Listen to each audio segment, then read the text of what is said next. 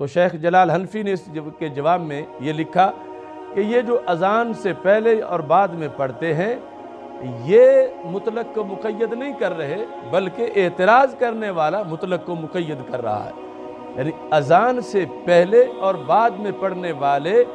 تب مطلق کو مقید کر رہے ہوں گے کہ جب ان کے نزدیک صرف انہی مواقع پر جائز ہو، باقی جائز نہ ہو،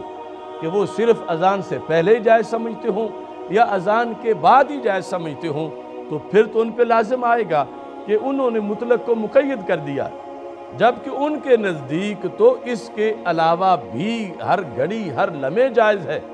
ہاں انہوں نے کہا کہ یہ جو معترض ہے اس پر یہ لازم آتا ہے کہ جب رب نے ہر وقت اجازت دی ہے تو یہ کیوں اعتراض کرتا ہے کہ اذان سے پہلے کیوں پڑھتے ہو اور اذان کے بعد کیوں پڑھتے ہو؟ تو اس بنیاد پر یعنی انہوں نے اچھی طرح اس کا رد کیا، اور ہمارے ماحول کے اندر بھی اس چیز کو دیکھنا چاہیے کہ علل اطلاق احکام ہیں، اور اگر بغض نبی نہ ہو تو مسئلہ سمجھنے میں کوئی رکاوٹ اور جھجک نہیں۔ یعنی جس طرح درود و سلام ہے اس طرح بسم اللہ الرحمن الرحیم پڑھنا وہ بھی ایک نیکی کا کام ہے۔ اب اگر کوئی غیر مسلم ہم سے پوچھے کہ 1 بجے پڑھنے کی دلیل کیا ہے، بسم اللہ 1 بجے پڑھنے کی کیا آیت ہے، 2 بجے بسم اللہ پڑھنے کی کیا آیت ہے، 4 بجے اگر بسم اللہ پڑھنا ہو تو کیا آیت ہے، آیت ہم نہیں دکھا سکتے علیحدہ علیحدہ ہر منٹ کی کہ یہ 2:30 بجے کی بسم اللہ کی دلیل ہے، یہ 2:45 بجے کی بسم اللہ کی دلیل ہے، یہ آیت ہم نہیں دکھا سکتے۔ اور اس کے ساتھ جو ہے وہ جتنی بھی یہ اپنی طرف سے تقیید کرتے ہیں تو غیر مسلم کہے کہ آیات نہیں تو پھر اپنے رسول علیہ السلام کی حدیث دکھا دو، حدیث نہیں تو خلفائے راشدین کا قول دکھا دو، خلفائے راشدین کا قول نہیں تو صحابہ کا باقی صحابہ کا قول دکھا دو، اور پھر یہ بھی وہ کہہ سکتے ہیں کہ یہ جو نصف النہار کا ٹائم ہے یہ تو روزانہ ان پہ گزرتا تھا، اگر جائز ہے تو کیا وہ نہیں پڑھتے تھے؟ اگر پڑھتے تھے تو پھر روایت کیوں نہیں ہے؟ اب جتنے ان لوگوں نے عوام میں الجھنیں پیدا کی ہوئی ہیں وہ ساری اعتراض اگر غیر مسلموں کی طرف سے بسم اللہ کے لحاظ سے ان وہابیوں دیوبندیوں پہ کیے جائیں تو اپنے دین پر جو ان کا بنایا ہوا ہے، اپنے مسلک اور طریقے پر قائم رہ کر یہ بسم اللہ کے جواز کو بھی ثابت نہیں کر سکتے۔ غیر مسلم کے سوال کے جواب میں، یا غیر مسلم نہیں مسلمان ہی پوچھتا ہے کہ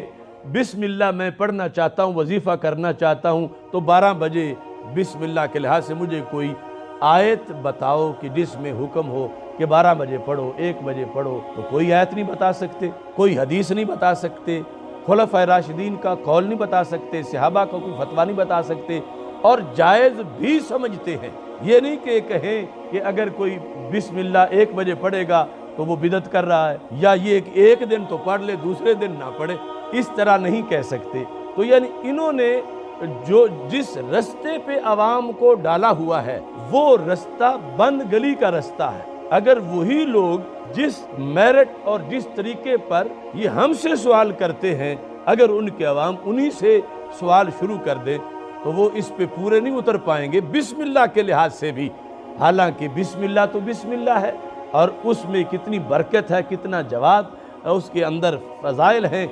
وہاں یہ کہنا پڑے گا فسبح بسم ربک العظیم، اپنے رب کا نام لو، اس میں 10 بجے لو، 2 بجے لو، 12 بجے لو، جس طرح لو، یہ سارا۔ پھر یہ کہ کھڑے ہو کے نام لیں، بیٹھ کے نام لیں، چلتے ہوئے نام لیں، دکان میں نام لیں، گھر میں نام لیں، مسجد میں بسم اللہ پڑھیں،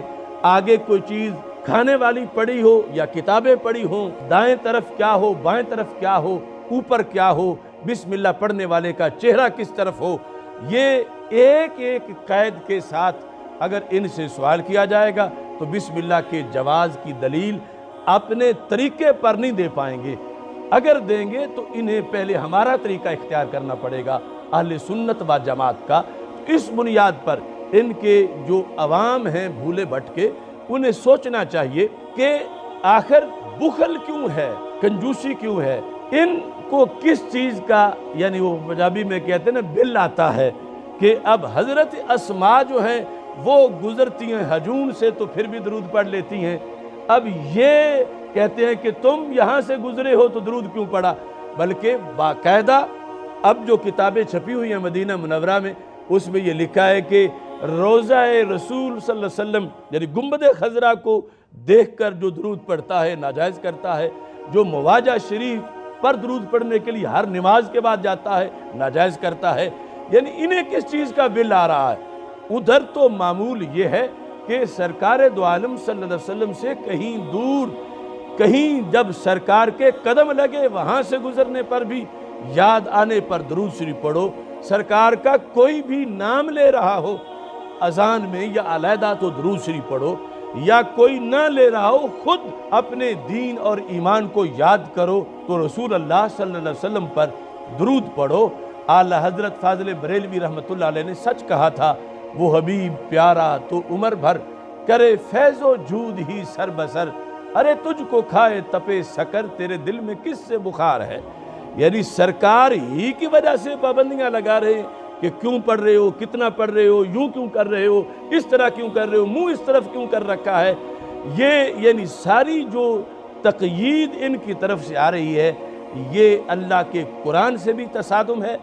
رسول اللہ صلی اللہ علیہ وسلم کی احادیث سے بھی تصادم ہے، اور عملاً یہ بات چل ہی نہیں سکتی۔ دیگر مواقع کے لحاظ سے بھی جو دیگر اذکار ہیں اللہ تعالیٰ کی ذات کے لحاظ سے جن کو یہ جائز سمجھتے ہیں، ان کے لحاظ سے بھی یہ پورا نہیں اتر سکتے اپنے اس قانون کے لحاظ سے۔ اللہ کے فضل و کرم سے اہل سنت جو ہیں 14 صدیوں کے گزر جانے کے باوجود آج بھی ہمارے عوام بھی وہ بصیرت رکھتے ہیں،